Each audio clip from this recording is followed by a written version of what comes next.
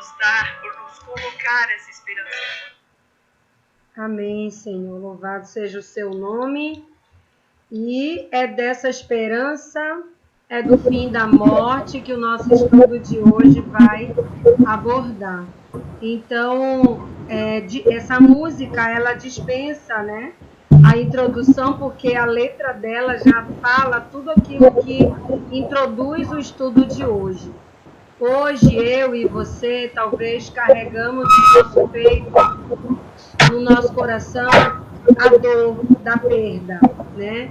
Perdeu o pai, perdeu um filho, perdeu uma mãe, e as perdas que nós sofremos aqui, as lágrimas que nós derramamos aqui, elas serão enxugadas nesse lugar que não mais vai ter nada disso, conforme a palavra de Deus, conforme que Ele nos promete.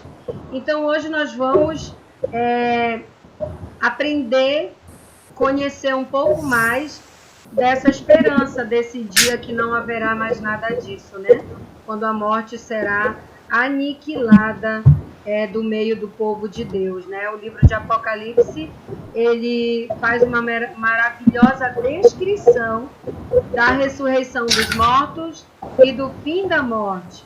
Então, nós vamos acompanhar hoje exatamente esse assunto e vamos pedir a Deus nesse momento que fale conosco, né? Vamos orar? Querido Deus, obrigada por estarmos nessa tarde contigo. Obrigada pela mensagem que tu nos trouxeste, de que no céu não haverá mais morte, não haverá mais pranto. E muito obrigada porque a tua palavra, Senhor, ela confirma tudo isso. E é por isso que nós temos essa esperança. Conduz o nosso estudo, queremos te pedir também uma bênção especial pela Ronizele, que não está sentindo bem, que ela possa se recuperar dessa enxaqueca, desse mal-estar, e que no próximo estudo nós possamos estar juntos novamente. Traz a Sheila, a Dai, a nossa amiga também que começou estudando com a gente, a Selma, e que dê tudo certo, Senhor, para a glória do teu nome, em nome de Jesus. Amém. Amém. Amém. Muito bem, como já havia falado, boa tarde, né, pastor Daniel? Ainda não tinha... Boa tarde, professora Noemi, boa tarde, Silvia. Prazer estar juntos aí. Amém. Mais uma vez. Então, como a gente estava falando, né, Jesus, ele nos dá essa esperança, né, essa promessa do fim da morte. E a Bíblia fala, né, que Jesus, ele afirmou que ele é o único que controla e ele tem controle. Do que ele tem controle? Sobre o que ele tem controle? Que a Bíblia afirma para nós, para que ela nos dê essa segurança desse controle, né? Então, nós vamos começar lendo o livro de Apocalipse no capítulo 1, versículo 18.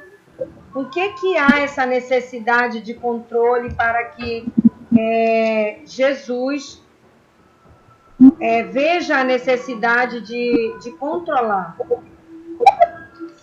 Hoje a Silvinha, sábado passado foi a Ronizele que estava aí no comando das leituras, né? Aí hoje é a Silvia. Então vamos lá. Apocalipse 1:18, né? Fala com seu pai. E aquele que vive, estive morto, mas eis que estou vivo pelo século dos séculos e tenho as chaves da morte e do inferno. Muito bem. Obrigado, Silvia. O tema de hoje, como o professor Noemi já mencionou, é um estudo a respeito do que acontecerá com a morte. Nós vimos no tema da semana passada, que falamos sobre o milênio, né? Aquele período de 1000 anos, e nós vimos o que vai acontecer com 4 grupos de pessoas: os vivos e mortos que entregaram o coração a Jesus, os vivos e mortos que não entregaram o coração a Jesus. E nós aprendemos que um dos aspectos do milagre da volta de Jesus é a ressurreição daquelas pessoas que morreram. Então, a partir daí, nós podemos compreender e acreditar, e mais uma vez entender, a partir do que a Bíblia diz, que Jesus, ele de fato tem o poder de controlar a morte. Porque uma vez que ele, no seu retorno, irá ressuscitar aquelas pessoas que morreram, então ele é o único ser capaz e que tem controle e domínio sobre a morte. E a Bíblia faz uma referência em relação a esse aspecto na ressurreição de Lázaro e na ressurreição do próprio Jesus. Então, Jesus que ressuscitou Lázaro, Jesus que venceu a morte quando ele foi crucificado, ele é o único que tem condições de controlar a morte. Então, para a gente, a morte é algo incontrolável. Quando a morte chega, não há nada que nós possamos fazer. E talvez não tenha um sentimento de incapacidade ou impotência maior do que diante da morte. Que você olha para alguém que você ama ou amava e você diz, não posso fazer nada, não há nada que você possa fazer. Então, essa limitação humana, ela é exatamente o começo da oportunidade divina. Nesse texto de Apocalipse, capítulo 1, verso 18, o Senhor deixa claro. Primeiro ele diz, olha, eu sou aquele que vivo pelos séculos dos séculos. Eu venci a morte e eu tenho a chave. Em outras palavras, somente eu posso controlar. Eu tenho a chave da morte. E aqui ele fala do inferno, no sentido de que o inferno é entendido como sepultura ou lugar de morte. E nesse verso aqui, o Senhor Jesus nos dá a segurança de que assim como ele venceu a morte, ele também irá fazer vencer todos aqueles que um dia morreram, mas aceitaram, e estes serão ressuscitados, como nós já estudamos. Então, o estudo de hoje começa com uma promessa assertiva. Embora você chore com a perda de alguém, embora você tenha medo da morte, vai chegar um dia que a morte não mais vai existir, e quem garante é aquele que venceu a morte e pode controlá-la, o Senhor, né? Amém. Amém, amém. Louvado seja Ele por isso. Jesus, Deus, na verdade, né, quando criou o homem, a Bíblia fala que ele soprou em suas narinas, né? Ele nos formou, ele nos teceu, ele pensou em cada órgão, em cada parte que seria importante para que nós funcionássemos de maneira harmônica. Então, a Bíblia apresenta exatamente como se deu essa formação, né? Então, vamos ver lá em Gênesis 2:7, como é a que a Bíblia apresenta a criação do homem. Gênesis 2, verso 7. Então formou o Senhor Deus ao homem do pó da terra e lhe soprou nas narinas o fôlego de vida, e o homem passou a ser alma vivente. Amém. Muito bem. Quando a gente compreende, por que esse verso é importante para a gente entender o assunto da morte? Porque quando a gente compreende como se deu a vida, como se deu a formação da vida, fica mais fácil da gente entender o que é a morte. Então, no verso que você leu, Silvia, é apresentado aqui 3 elementos, certo? Eu queria relembrar com você. Primeiro, a Bíblia fala sobre o pó da terra. Então a Bíblia começa dizendo que Deus formou o homem do pó da terra, do barro, né? Vamos imaginar, terra ali do barro. Então Deus pega o pó da terra, que é o barro. Aí nós sabemos pela história bíblica que Deus faz um boneco de barro. Então imagina um boneco de barro que as crianças às vezes costumam fazer na areia, é isso que Deus faz. E aí esse boneco de barro que não tinha vida, não tinha nada, Deus soprou no nariz, a Bíblia diz nas narinas, Deus soprou o ar, que a Bíblia chama de fôlego de vida. E quando Deus sopra o ar, que é o fôlego de vida, essa junção entre o boneco e o ar forma a alma vivente. Então, o que é o ser humano? O ser humano, ele é a formação do boneco de barro com o fôlego de vida. o barro mais o fôlego de vida é igual à alma vivente. Então, isso é a vida. Quando a gente quer descobrir o inverso dessa equação, é só a gente subtrair. Então, o que é a morte? A morte é quando eu extraio um desses elementos. Então, se eu tiro o fôlego de vida, o boneco vai voltar para a terra. Volta a ser pó, daqui a pouco ele não é ossos, né? E daqui a pouco não é mais nada. Então, a morte nada mais é do que a ausência desse elemento que Deus colocou, que é o fôlego de vida. Por que é importante que a gente vá na Bíblia para encontrar esse conceito? Porque hoje, nas várias, vamos dizer, correntes do conhecimento fora da Bíblia, muitas vezes se apresenta que o ser humano é uma entidade, essa aqui física, mas que existe um outro eu, que é o eu, vamos chamar, espiritual. Então, quando esse eu físico morre, é o que dizem por aí, não é o que a Bíblia diz.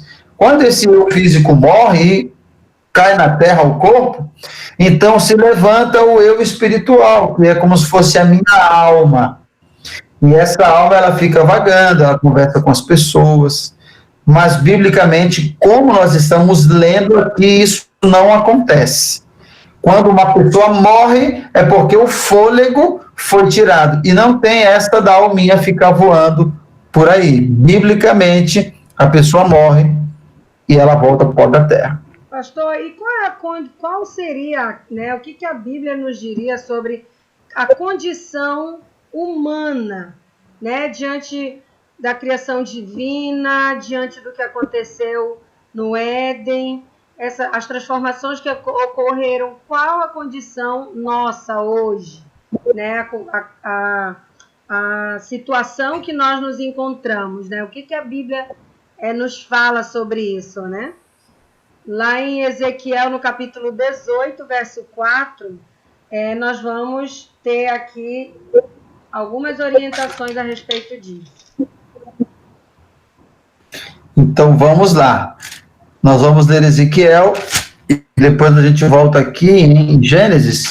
Gostaria de com um texto complementar esse tema que o senhor Noemi colocou sobre a nossa condição. Vamos a Ezequiel primeiro. Ezequiel 18, verso 4. Ezequiel capítulo 18 e o verso 4.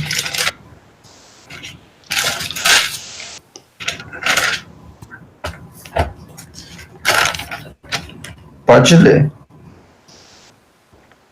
Eis que todas as almas são minhas, como a alma do Pai, também a alma do Filho é minha. A alma que pecar, essa morrerá. A Bíblia é muito clara, obrigado, Silvia, com essa declaração final, dizendo, olha, a alma que pecar, essa morrerá. Isso exprime uma condição. Então, qual é a condição humana hoje? A condição humana é de mortalidade. Isso quer dizer que o ser humano é passível de morte, portanto, ele é mortal. Mas o que é que Satanás, desde o princípio, e aí sim, eu quero que você volte, Silvia, lá no começo de Gênesis, onde você estava, nós vamos ler o capítulo 3. Dê uma olhadinha aí no capítulo 3. Deus fala para o ser humano algo e Satanás contradiz o que Deus disse e fala algo diferente, que não é verdade, é uma mentira, mas que até hoje ele é acreditado dessa forma. Olha aí, por exemplo, o que é que dizem em Gênesis capítulo 3, verso 1. Pode ler, Silvia, por favor. 3, verso 1. Mas a serpente, mais sagaz que todos os animais selváticos que o Senhor Deus tinha feito, disse à mulher, é assim que Deus disse, não comereis de toda a árvore do jardim? Pode ler o 2.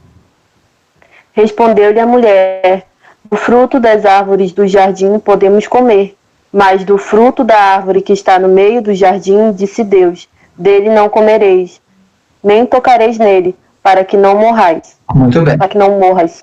Então, no começo da criação, Silvia, obrigado, Deus apresenta para o ser humano qual era a condição. Deus diz assim, olha, se vocês desobedecerem e se vocês comerem do fruto, vocês se tornarão mortais. Ou seja, a condição de vocês será a condição de pessoas mortais. Mas aí vem Satanás, no verso seguinte, que é o verso 4, olha o verso 4, o que Deus falou que o ser humano seria mortal, ou seja, se ele pecasse, ele morreria. Mas o que Satanás falou para Eva no verso 4? Dá uma olhadinha e lê aí, por favor, Silvio. Então a serpente disse à mulher: é certo que não morrereis. Então perceba que nós temos aqui dois discursos. Deus disse, se você pecar, você vai morrer. Lá em Gênesis. Isso é o mesmo que ele disse em Ezequiel que você leu. 18:4. A alma que pecar, essa morrerá. Isso quer dizer que a alma seria mortal. Aí vem Satanás e diz, não, vocês não vão morrer. Ele apresenta uma outra condição de que a alma seria imortal, ou seja, o tempo não terá ação sobre o corpo, embora esse corpo caia, ele vai ressurgir, e vai reencarnar, e vai ficar vagando, e vai conversar com as pessoas, isso será imortal. Então veja que nós temos dois discursos, mas um deles é mentiroso, porque a Bíblia em todo momento apresenta que a alma que peca, ela morre. Mas qual é o discurso que geralmente nós vemos nas campanhas publicitárias, nos filmes, nas novelas, nos comerciais, nos programas de TV? Alguém morreu e aí a pessoa diz, olha, o fulano de tal passou por andar de cima, ele está lá olhando, rezando por nós, e tal, fulano morreu, mas a alma dele está torcendo pela nossa melhoria. Costumeiramente, as pessoas, a própria mídia e algumas pessoas religiosas pregam essa informação que não é bíblica. Porque, como nós lemos, a Bíblia diz que a condição do homem é mortal.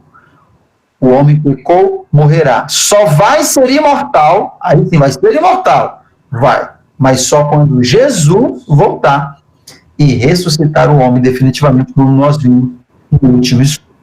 Certo, Silvinha? Está claro? Claro aí? Pastor, sim, professor. A gente ouve, às vezes, alguém falando assim, que a pessoa precisa fazer algo porque alguém que já morreu está mandando um recado, está dizendo que quer que ela faça isso, que quer que ela faça aquilo. O que os mortos sabem a respeito da morte? O que elas podem vir nos dizer? O que a Bíblia fala depois da morte? O que acontece com o ser humano? O que a Bíblia nos fala sobre isso? Lá em Eclesiastes 9, 5, 6, vai nos dizer alguma coisa a respeito dessa situação que os mortos, como é que eu posso dizer assim? A realidade, né? A situação real de uma pessoa quando ela morre. Ela vem, ela vai, ela deixa recado, ela tem poder de mais alguma coisa, né? Vamos descobrir, Silvinha, Eclesiastes 9, versículos 5 e 6. Porque os vivos sabem que hão de morrer, mas os mortos não sabem coisa nenhuma, nem tampouco terão eles recompensa, porque a sua memória jaz no esquecimento. Amor, ódio e inveja para eles já pereceram. Para sempre não têm eles parte em coisa alguma do que se faz debaixo do sol. Muito obrigado, Silvia. Com base nesse texto, Silvia, se alguém chegasse e perguntasse para você, Silvia, você acha que as pessoas que morrem podem conversar com as pessoas vivas? Com base nesse texto aí, o que você responderia, Silvia? Que não. Elas não morreu, não existe mensagem nenhuma que elas tragam, porque como eu já estudei com a Noemi, todas essas coisas, esses tipos de mensagem que dizem que vem de pessoas que já morreram, é obra de Satanás. É ele e os anjos caídos dele, né, os demônios, que vêm tentar confundir a nossa vida, a nossa mente. Muito bem. Eu acho que eu vou só assistir e pode perguntar a próxima para a Silvia responder para a gente e ler, porque a explicação dela foi maravilhosa. Silvia, é isso mesmo. É interessante, né? A gente fica perguntando como é que alguém pode se deixar enganar quando a Bíblia é muito clara. Os versos que você leu aí, eles são muito claros. Nem amor, nem ódio. Elas não podem. Os vivos sabem que vão morrer, porque eles têm consciência, estão falando, eles raciocinam sobre isso. Mas os mortos não sabem nada.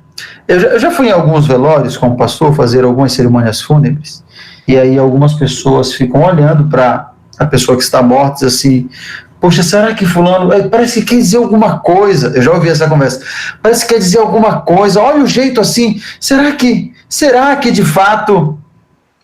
E aí, quando eu fui fazer a mensagem bíblica, eu reforcei aquilo que a Bíblia diz, embora para algumas pessoas seja até duro de ouvir, porque elas têm muito apego, muito amor, mas a Bíblia é muito clara, a gente não pode se enganar. Os vivos sabem que é onde morrer, mas os mortos não sabem coisa nenhuma. Amor, alegria, tristeza, dívida, tudo passou. Eles não entendem nada a respeito disso. Então, aqui... eu vejo duas coisas importantes nesse texto que você leu, Silvia. Primeiro, é a compreensão clara de que a pessoa que morre não tem condição nenhuma de voltar a se comunicar e não tem parte nenhuma do que acontece no mundo dos vivos.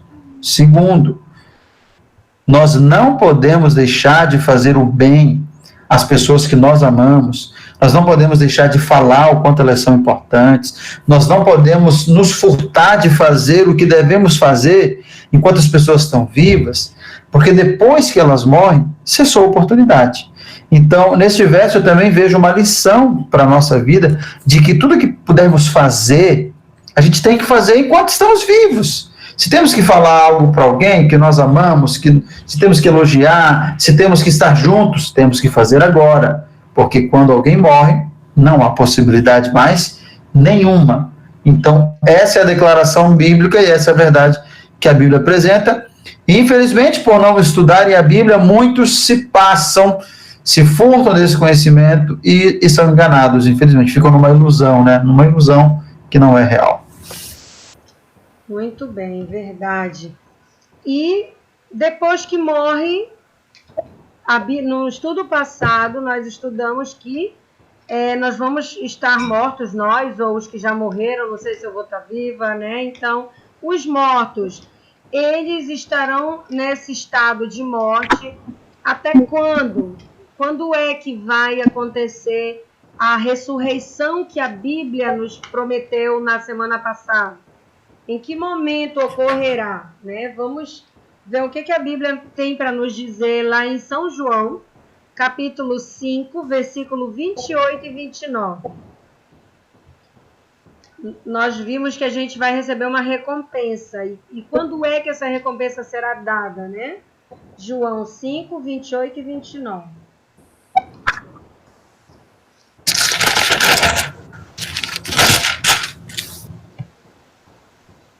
Pode ler? Pode.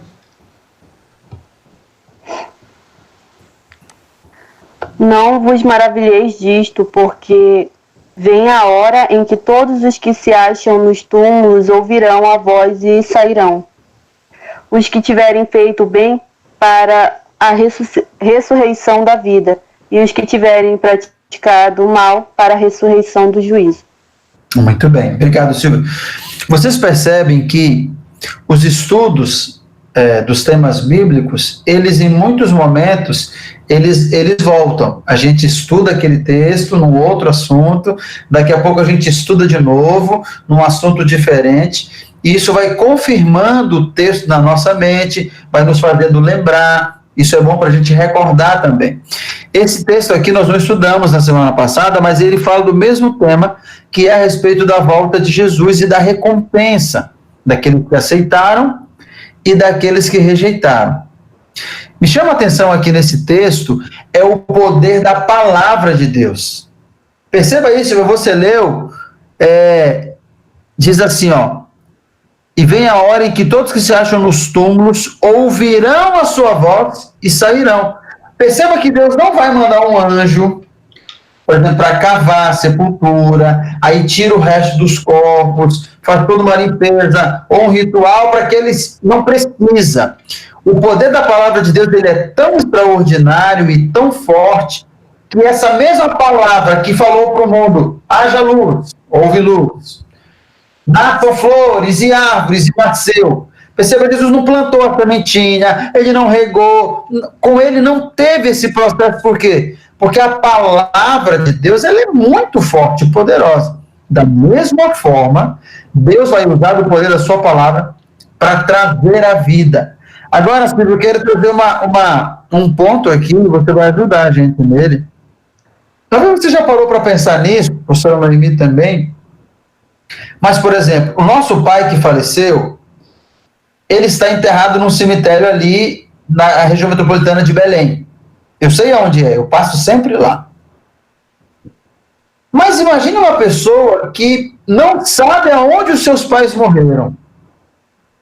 Ou que, por exemplo, o parente morreu afogado em qualquer lugar do mar, do rio, do oceano. Quantos navios naufragaram, por exemplo? Ou mesmo quantas pessoas que, por um acidente. Para quem está no túmulo, ali no cemitério, talvez seria mais fácil de ressuscitar, porque está fácil de saber.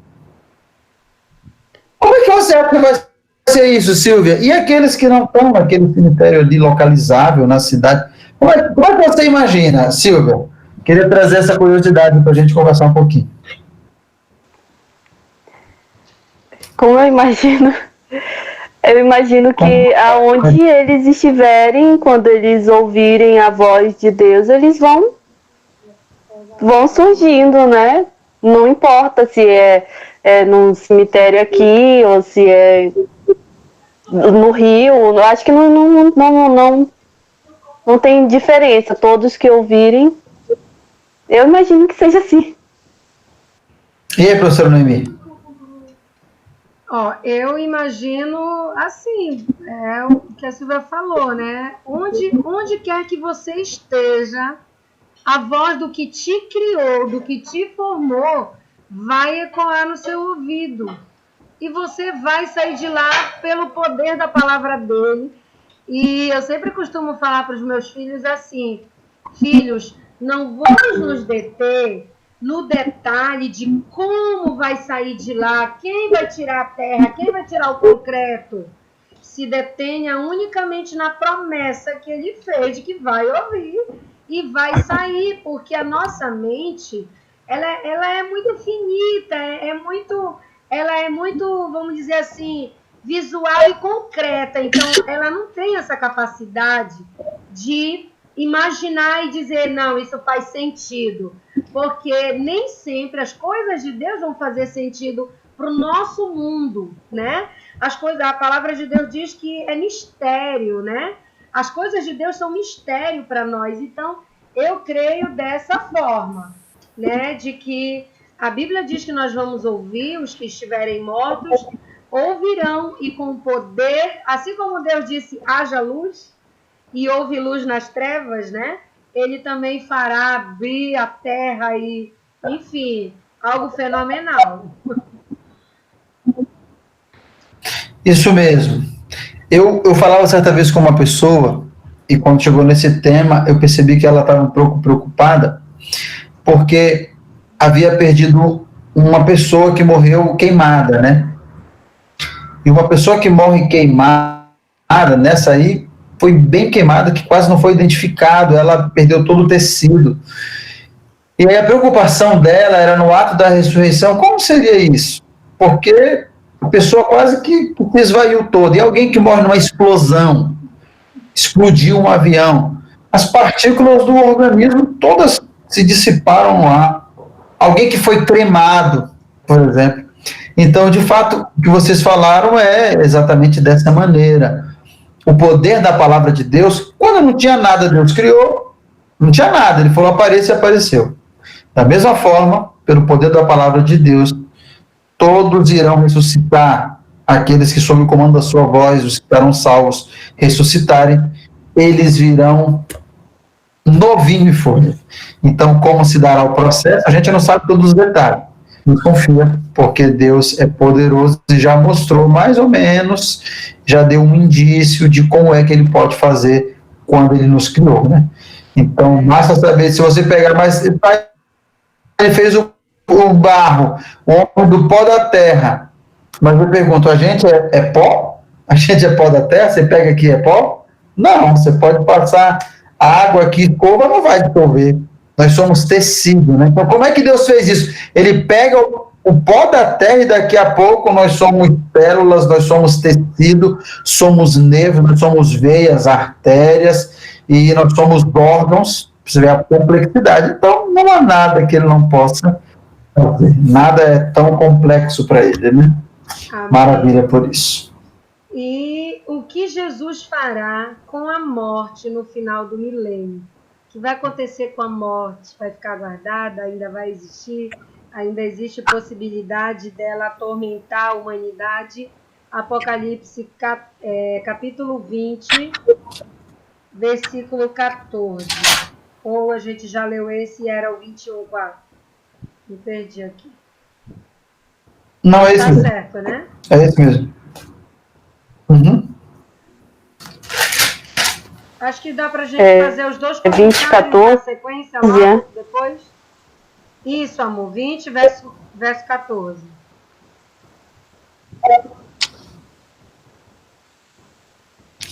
Ok, depois a gente já leu 21:4, que é na mesma linha. Pode ler, Silvio. Então, a morte e o inferno foram lançados para dentro do lago de fogo. Esta é a segunda morte, o lago de fogo. Muito bem.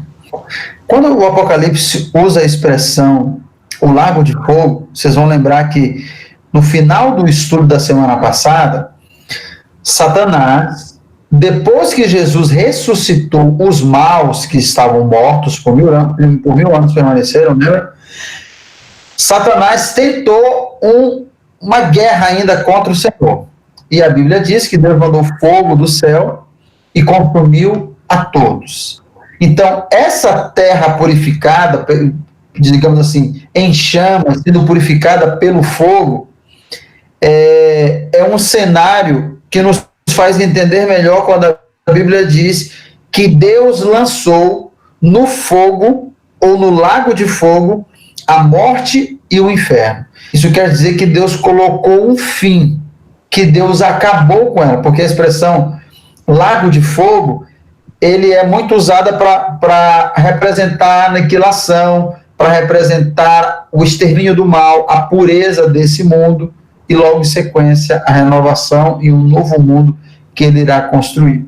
Eu fico imaginando, o nosso mundo nunca esteve livre da morte. Nunca, né? A morte, ela é temida, ela não é bem-vinda, mas ela é parte da nossa existência. Nós nunca vivemos uma realidade para não saber o que é morte. Porque ainda que você tenha vivido 40, 60 anos e talvez não tenha perdido, que bom por isso, não tenha perdido ninguém da sua família, isso não quer dizer que você não conheça, não conviva com a morte. Porque os noticiários apresentam a morte, um amigo seu morre, e a gente tem contato e sabe o que a morte representa. Ainda mais quando isso acontece na nossa família. Então, isso será uma novidade para a gente. E ela vem dentro do ciclo da vida, né? Então, as crianças pequenininhas já aprendem o ciclo da vida, né? Já aprendem com o processo. Exatamente. Minha filha tem 5 anos. Embora ela não receba todos os efeitos, mas ela já entende. Ela sabe que morte não é alegria. Ela já entende que é algo que causa dor para muitas pessoas, que é a ausência, é a perda. Agora, imagine esse novo cenário, quando o Senhor colocar um fim na morte. E ele diz para a morte, morte, você morre agora. Olha que interessante isso. A morte da morte, ela será aniquilada. E a partir daí, nós nunca mais saberemos o que será morte. Para imaginar um pouquinho essa realidade. Não mais morte. Não mais chorar assim, puxa, fulano, que a gente tanto gostava de estar perto, vai. Não vai mais ter isso. Então vai ser um momento assim, maravilhoso mesmo, quando o Senhor vai colocar uma pedra, um ponto final sobre a morte, que foi a grande vilã da humanidade ao longo desses 6.000 anos de história que nós já estamos vivendo. A morte sempre fez os seus delitos. E a morte, ela levou os tantos milhares que o mundo já produziu e vai levar tantos outros até que Jesus volte. Mas ela também terá um ponto final. E quem nos garante é aquele que venceu a morte, né? Jesus Cristo. E Apocalipse... Louvado seja o Senhor. Amém. Vamos então, capítulo... Oi. Confirma, né? Apocalipse 21:4 vai falar exatamente que lá no céu, onde Jesus nos promete essa nova vida, essa nova etapa, ela não terá vez, né? Vamos ver, Silvinha, Apocalipse 21, verso 4. E lhes enxugará dos olhos toda lágrima, e a morte já não existirá. Já não haverá luto, nem pranto, nem dor, porque as primeiras coisas passaram. A música que a gente cantou, que a gente ouviu no começo, né? Ela falava exatamente sobre isso. Lá no céu não haverá mais lágrimas, a morte não mais existirá, não haverá pranto. Eu não sei com que quadro de morte você já se deparou, se é algo mais próximo da sua família ou se de um parente, mas em qualquer situação nunca é agradável. A gente sempre estranha, a gente sempre não gosta. Pode ser alguém que você nem conheça. Você foi convidado para ir por um amigo e você vai, mas você olha aquela cena, as pessoas que estão ao redor, ouve a história e você fica triste. Porque a morte, ela é um acontecimento antinatural. Nós não fomos feitos para morrer. No plano de Deus, a morte não fazia parte. Ela entra como um intruso alheio na história da humanidade a partir do pecado. Então, quando a gente imagina, pela garantia que a Bíblia nos dá, de que as lágrimas da morte não mais serão derramadas, não haverá mais luto, o que é o luto senão o sofrimento dos que ficam, né? A morte, ela representa o fim da vida daquele que se vai, e o luto representa o sofrimento daqueles que ficam. Quantas pessoas precisam de 1 ano, 2 anos, 10 anos para vencer o luto? E quantas pessoas passam a vida inteira e não vencem o luto? O que é isso? Elas não conseguem se conformar com a perda. Algumas precisam de tratamento. Então a Bíblia diz que o luto, e nos tempos de Jesus, era todo um cerimonial. Haviam, por exemplo, pessoas contratadas só para chorar. Então se contratava um grupo de mulheres e elas só choravam. Então aquilo tornava o ambiente ainda mais triste, ainda mais tenebroso, ainda mais fúnebre mesmo. Elas só choravam. Então era todo um ritual, o luto por alguém. A Bíblia diz que não haverá mais luto, que não haverá mais lágrimas, que não haverá mais pranto. O prantear é mais do que o choro. O prantear é o rasgar do coração, é quando há um desespero.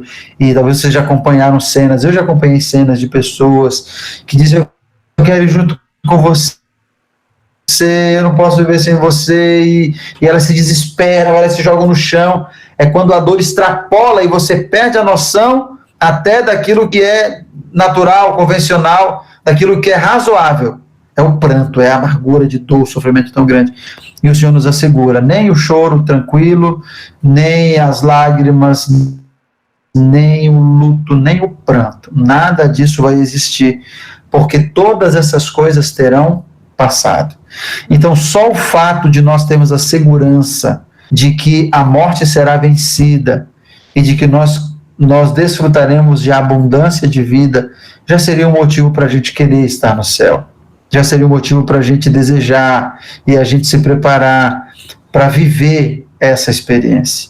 Mas mais do que isso, Silvia, professora Noemi, é nosso dever também falar para as pessoas que ainda hoje, não porque queiram talvez, mas porque elas aprenderam assim, estão na ignorância, e elas estão acreditando numa mentira, elas estão numa falsa ilusão, achando que será de uma forma, e sendo iludidas, achando que a morte não é o fim, que elas podem encontrar as pessoas que amam, e elas envolvidas nesse engodo e nessa falsidade, elas podem não levar a sério o compromisso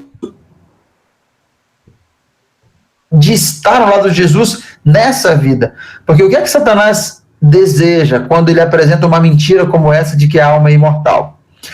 Ele deseja que a pessoa tome o seguinte comprometimento na vida dela: se eu não fizer as melhores escolhas aqui, não tem problema, eu vou ter uma outra vida, eu vou, para aqueles que acreditam em reencarnação, eu vou reencarnar, ou então eu vou voltar, eu vou viver no mundo espiritual, e aí eu vou procurar ser uma pessoa melhor. Mas não funciona assim.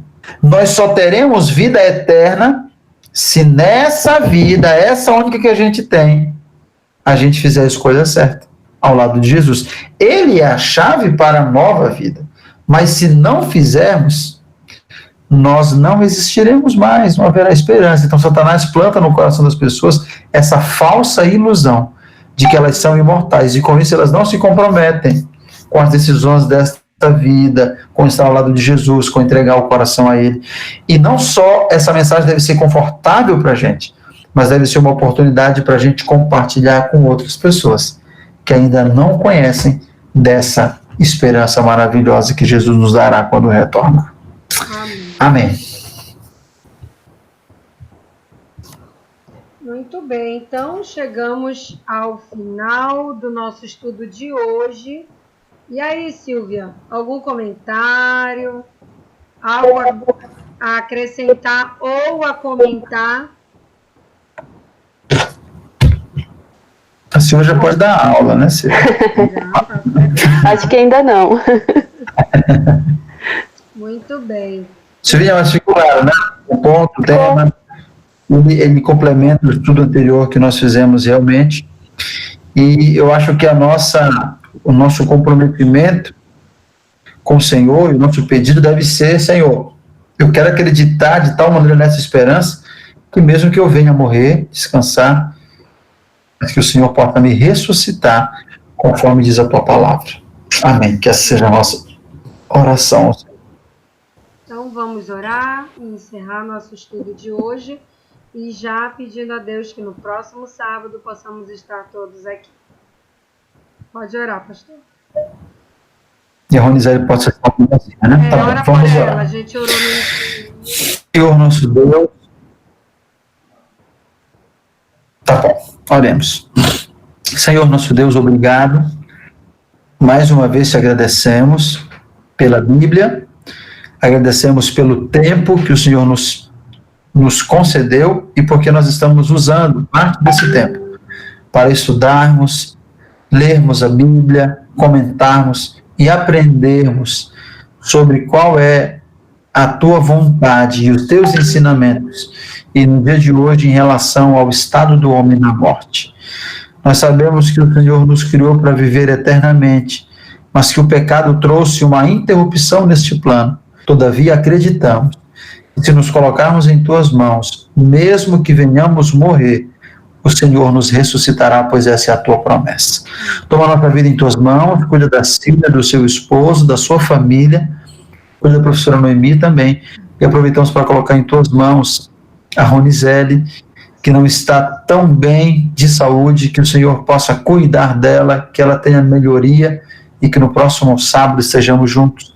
Colocamos em tuas mãos também a Selma, que esteve conosco na semana passada, colocamos em tuas mãos também, Senhor, a Dai, e colocamos em tuas mãos também a Sheila, que o Senhor possa cuidar deste grupo, que nos encontramos a cada semana, e que a nossa vida, nossa família esteja sempre em tuas mãos, em nome de Jesus. Amém, Senhor.